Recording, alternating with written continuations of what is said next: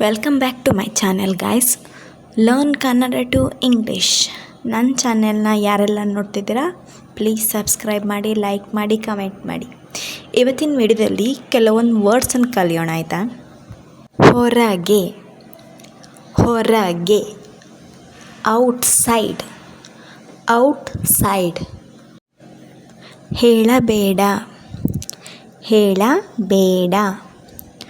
Don't tell, don't tell.